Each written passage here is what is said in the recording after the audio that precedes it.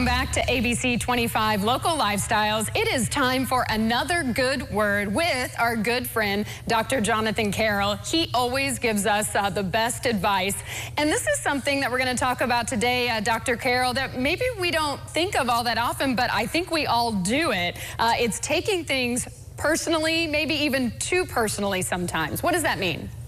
Yes. Hi, Stacy. Thanks for having me. So I think it's a superpower for us to recognize the importance of not taking things personally. And by that, I mean recognizing that other people's behaviors, words, or attitudes toward us is more often than not primarily a reflection of their internal world and is not a verdict on us or our worth. When someone treats us poorly or insults us or attempts to offend, 90% of the time, it might be about their own insecurities or fears or past wounds, or they're in a stressful situation, or they're upset. Hurt people, you've heard that before. So we understand that it's important to recognize that belongs to them and it doesn't belong to us. We don't have to accept it, therefore we don't take it personally. Because that can be hard when we do take things personally, but also we were talking a little bit before we came on, it doesn't mean that we don't have feelings and that we're cold or we're numb to anything, does it really? Exactly, not at all. It's actually the opposite. When we stop taking things personally, we actually become more emotionally available because we're not constantly in defense mode.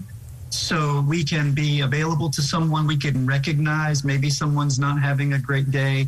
We can be upset without making it mean something to us. It's kind of like emotional Aikido, that martial art where you redirect the energy rather than absorb it.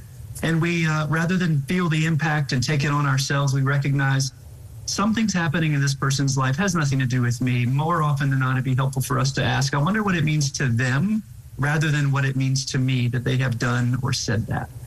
And that can certainly maybe lighten things up for us and kind of not bring us down. But we know that this probably isn't easy to do. And like anything, we almost have to kind of retrain ourselves a little bit. So how can we start to practice this? Absolutely, Stacy, you're exactly right. It's a mental habit, and like any other habit, it just requires some discipline to build it. So obviously, I think asking ourselves, taking a few seconds, finding the pause button and asking what might be going on with them rather than what's wrong with me.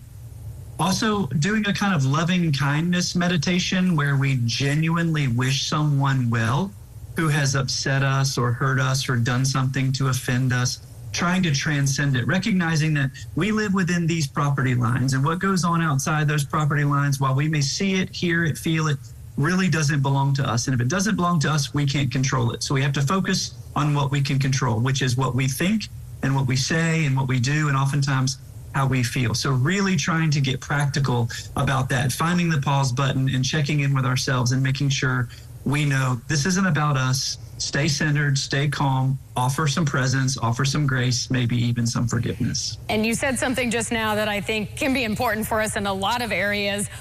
What we can control. That's such a big thing to realize. You know, we can't control everything, but we have to work on what we can control. Absolutely. That's the only thing we can do, so we may as well do it to the best of our ability. That's right. And you always help us to do all those things to the best of our ability. So we thank you again for being here with us today, Dr. Carroll, very much, and we'll see you again soon. Thank you, Stacy, so much.